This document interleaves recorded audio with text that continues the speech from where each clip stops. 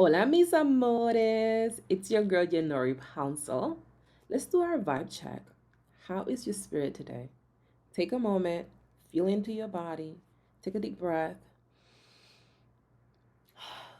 and when you are ready, let me know what's present for you in the comments below. If we're meeting for the first time, I am the guiding light and spiritual guide to intuitive thought leaders that are trusting the inner voice, being the most authentic version of themselves, overflowing with inner peace, and enjoying their lives every single step of the way. And today we're going to be talking about unleashing the courage to change course, embracing discomfort. This is episode number 9. Episode number 9 in the 45-day series I've been hosting here live on my YouTube channel. It's not live. The 45-day series I've been teaching here on my YouTube channel, and it's titled The Path to Inner Peace. And the theme for this week is facing your power. So today we're going to get into all of those things. This series is for those of us, specifically those of us that are intuitive leaders, mastering the art of authenticity. I'm talking about those of you that are focused on being the most authentic version of ourselves, no matter what's happening in our lives and no matter who's in the room. And I'm talking about those of us that are focused on going through this process, overflowing with inner peace, overflowing with mental calm, overflowing with inner joy, effortlessly being in the present moment. That's what's going to get the most out of this series that I'm going through right now. And I wanted to talk about the courage to change and how embracing discomfort is at the heart of that, because I've been on this journey of embracing discomfort the moment I said I wanted to start healing. And healing is a very uncomfortable process, y'all. And before I began embracing discomfort, I want to say I used to tolerate discomfort, but I wasn't even tolerating it. I was resisting it. I was fighting it. I wanted to avoid anything that was uncomfortable. I'm like, avoid, avoid, avoid, avoid.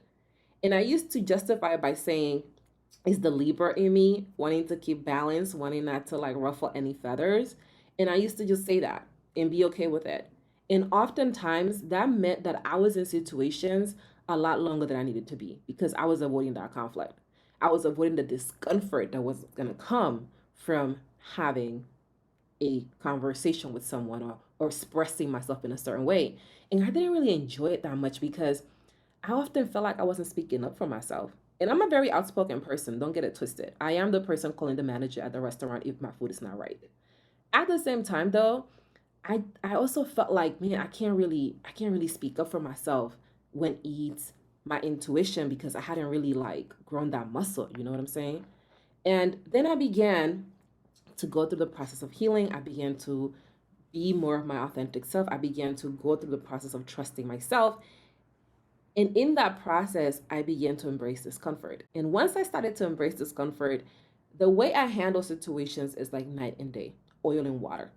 The same situations where I wouldn't speak up for myself because out of fear of what people are going to say or a conflict, I started going towards those conversations. The same conversations that I would want to avoid because I didn't want to deal with how other people were feeling and what kind of things I was going to bring up inside of me, I started to have those conversations. And it is because of that that I even got to the place where I have my own business and I have sales calls, which are very uncomfortable conversations.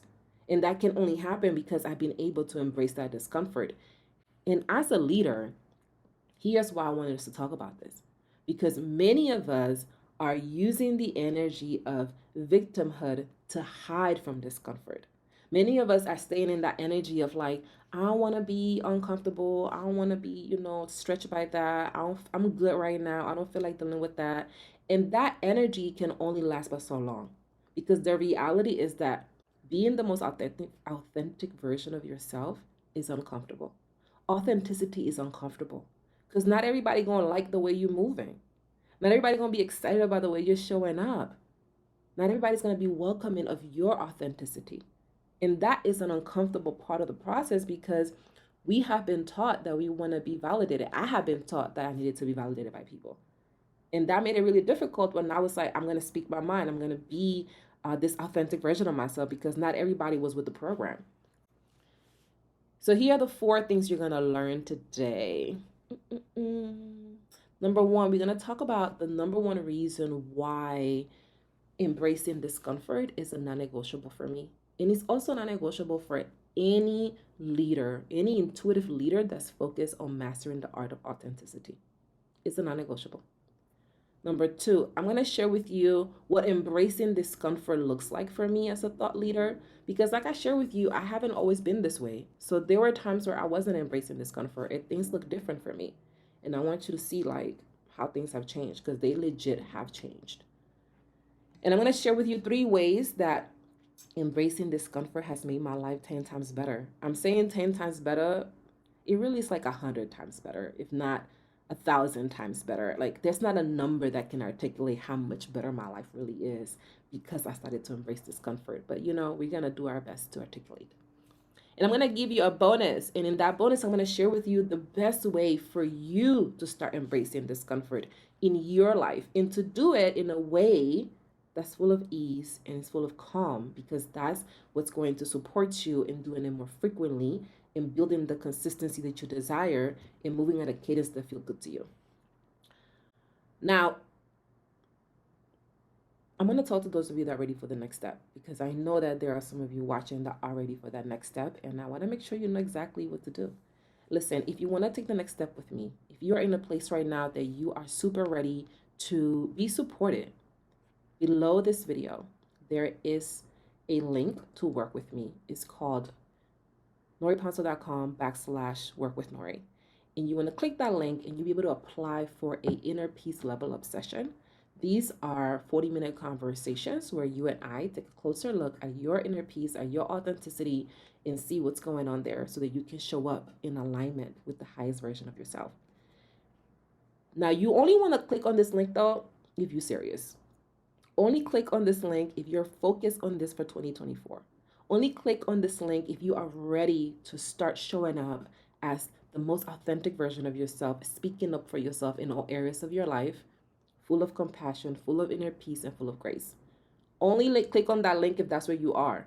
If you're not there, let's continue checking out the series and, we see what happens. Either way, we're going to co-create some magic in your life. So, as you can tell, I don't have that much hair right now. Well, I have like a mohawk situation at the top. But I haven't always had this type of cut. For a long time, I used to grow my hair a lot. I had this obsession with my hair being like mad long, to be honest. And I wanted my hair to be really long because I grew up in a family hearing this saying in Spanish that says, La belleza de la mujer es su cabello, which translates to the beauty of a woman is her hair. This was a belief that my aunts had. Like, they used to say this all the time. The beauty of the woman is her hair. La belleza de la mujer es su cabello. Y qué lindo tu cabello. Qué hermoso tu cabello. Everything was about the hair for them. And I grew up with that energy.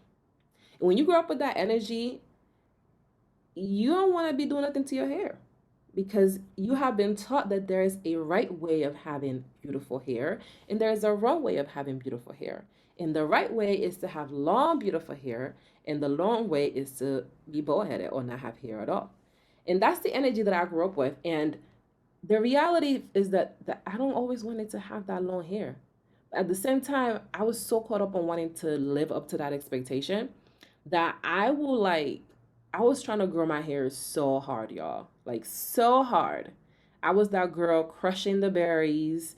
I was the person going to sleep with the eggs and the avocados for the deep conditioning.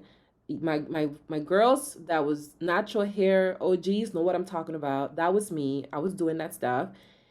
And it was just exhausting because it got to a point that I would spend all of my Sunday doing my hair. The entire Sunday was invested into doing my hair. And if you have natural hair, you do your hair and you don't know how it's going to show up. You don't know if it's going to make it or not. And I started to notice that I didn't really like spending my entire Sunday doing hair.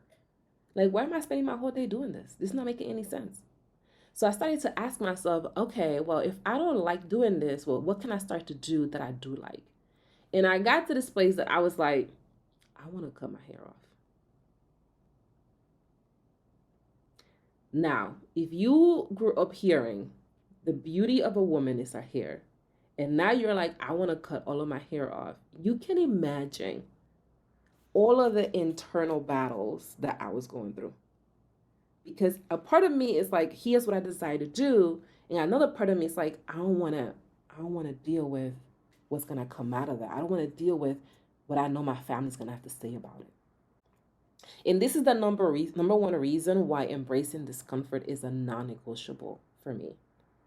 Because being authentic is uncomfortable. In that moment, I had to make a decision about what I was gonna do. And it may seem simple to somebody watching this. It's just hair, it's not a big of a deal. It's not just hair. It is what the hair represents. It is the reason why we're showing up in that way to hair. It is the patterns that are underneath the decisions that we are making when it comes to our hair. And for me, it was about taking ownership of myself. It was about allowing myself to be like, I don't give a fuck what people think. I don't care who it is. I don't like spending my whole Sunday doing hair. I really would love to have a short hairstyle. And I'm pretty sure I can fucking pull it off because you see it. And at the same time, I had so much resistance to doing this. And I had resistance because I was sitting in that energy of being a victim. I talked about this energy in the last video because it's a big part of facing our power. The energy of a victim is so helpless. It leaves us feeling like we can't do nothing about it. There's nothing about that energy that I like.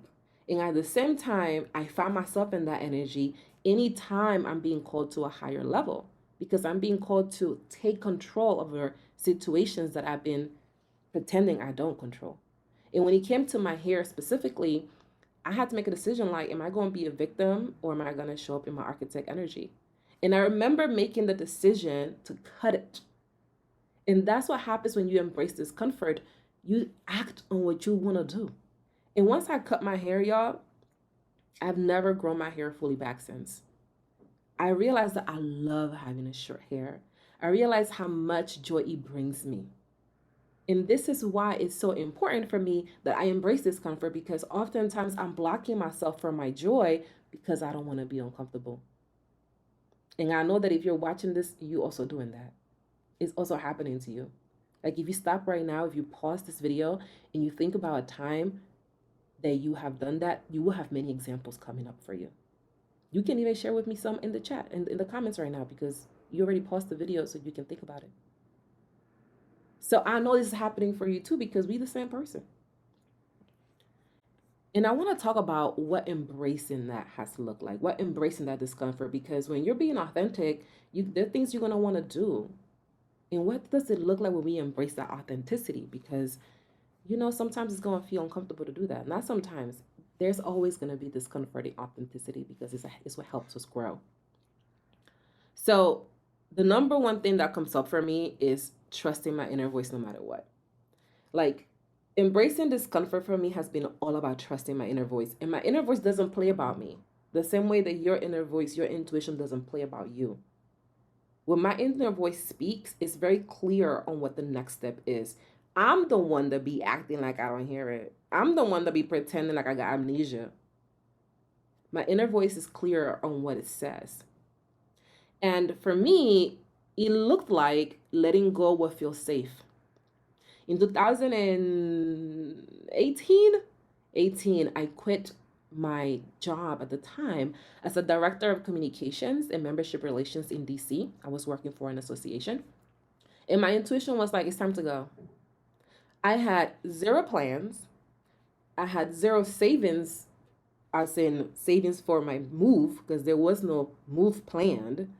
And I remember telling my husband, like, yo, I got to get out of here. And him being like, where are we going to go? And I'm like, I don't know. My intuition says we got to go. And when you are in tune with yourself and you start embracing that discomfort, you are open to having those type of conversations. You are open to share with your partner, like, hey, I got to make moves. That comes from that energy. And that ended up me leaving that job, actually. And not only did I leave that job, I moved. Because the other way that embracing discomfort looks like for me as a leader is betting on myself. I bet myself always. Sometimes some people will argue it's delusional, and I don't care. because that delusion has helped me grow a lot and has taken me where I am. And I trust my intuition to align me any moments that I am out of alignment. And because I've allowed myself to, embrace discomfort, I bet on myself at a different level. Like when I moved from DC to Florida after quitting the last job I've had in 2018, my husband and I, we both quit our jobs and we both moved to Florida. That was a wild choice, right? And when we did that, we lived off of our retirement. That's the type of stuff that people aren't going to do. People don't want to live off of their retirement. They are scared to touch that money. They are like, that money is for later and later only. And we were willing to bet on ourselves and be like, nah, let's live off of that. Let's take that time to see where we are and to give ourselves space. That's what happens when you embrace discomfort. Like, you can do that. You can make those decisions that are in alignment with yourself. Even the other people are not gonna validate it. Because when you are not embracing discomfort, you're heavy on that validation energy. And I know, because that used to be me, y'all. Like, anytime I'm not embracing discomfort, it's because I'm seeking validation from something other than myself. Every single time. So the other way it has to look like to embrace discomfort, it has been to prioritize my well-being. I'm an icon. I care for myself. And at the same time, there are moments where I do wait to use the restroom until after I send the email. There are moments where I do wait till I eat until after I have completed a specific task. There are moments where I'm not prioritizing my well-being, and it's not because I don't think it's important, because I do. I'm all about self-care. It's because I'm human. And there are times where I am learning how attached I am to a certain set of behaviors. And in those moments, I embrace the discomfort of seeing myself from that angle, and I'm able to grow. I'm able to thrive. I'm able to learn from it. And that's just some of the ways in which embracing discomfort as a thought leader has looked like for me. It's no longer about just saying the thing, it's about being willing to be uncomfortable for what feels right for me, for my inner voice. It's standing up for me and being willing to receive whatever's going to come my way out of that, because I'm not for everybody.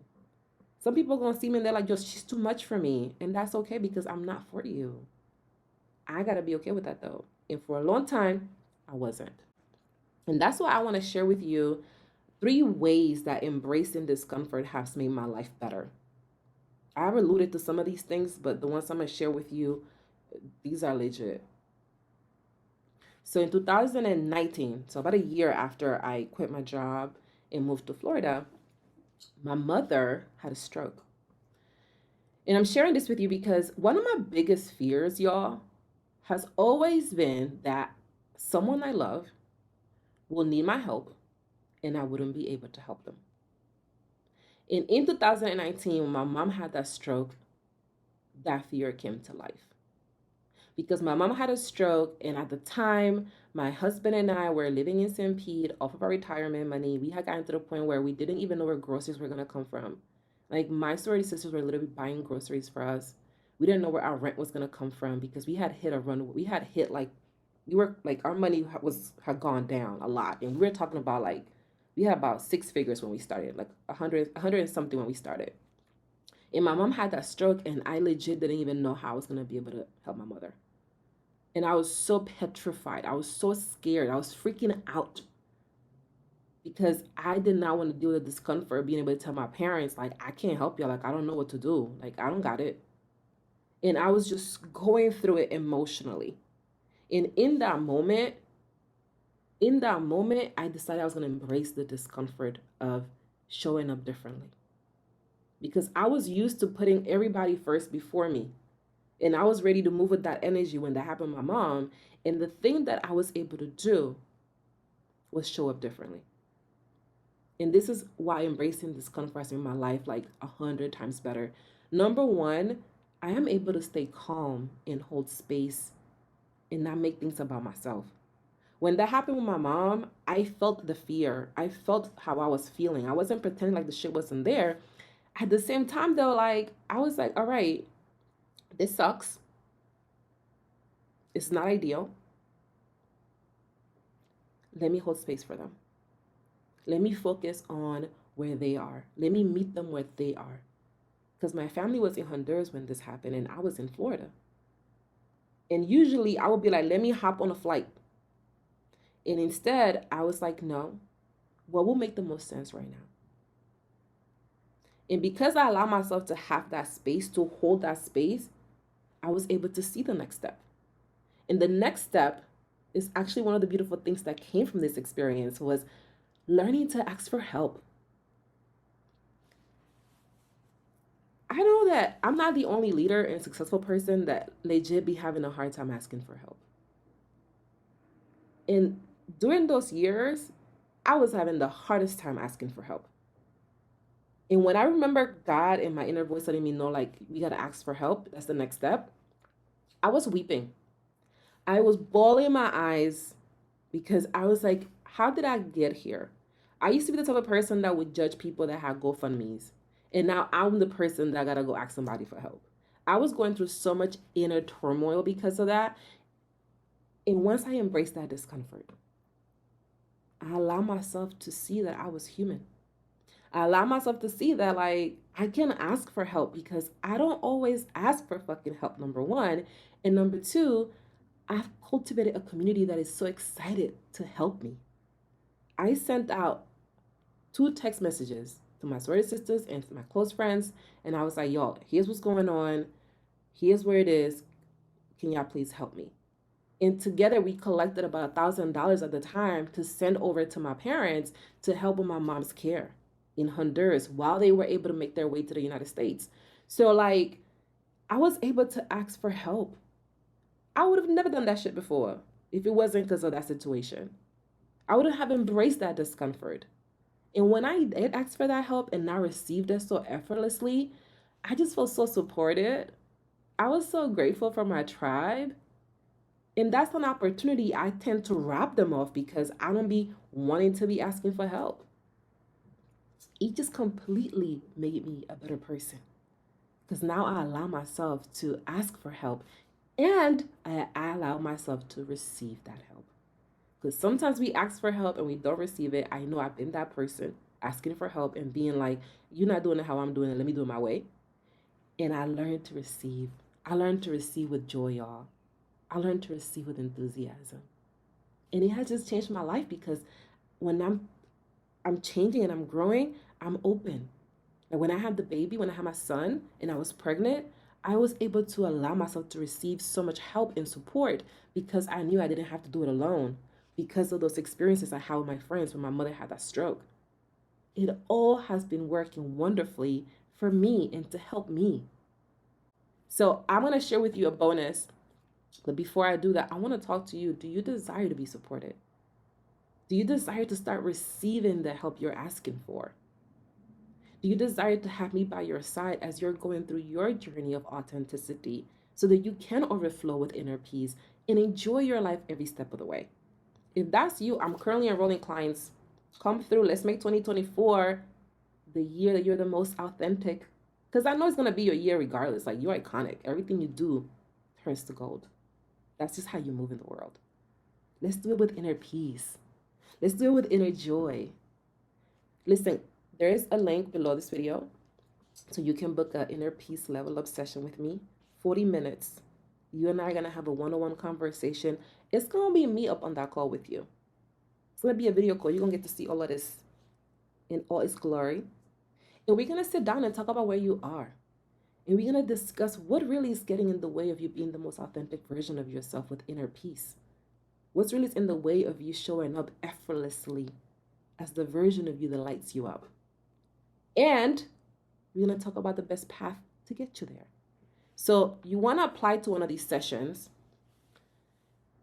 We're going to get together for 12 months. And during those 12 months, you're going to be expanded into a more joyful version of yourself where you are enjoying the journey just as much as the destination. It's going to be a whole vibe. And you're going to be surrounded by people that are going to support you, that are going to love on you, that are going to encourage you, and are going to celebrate you every step of the way.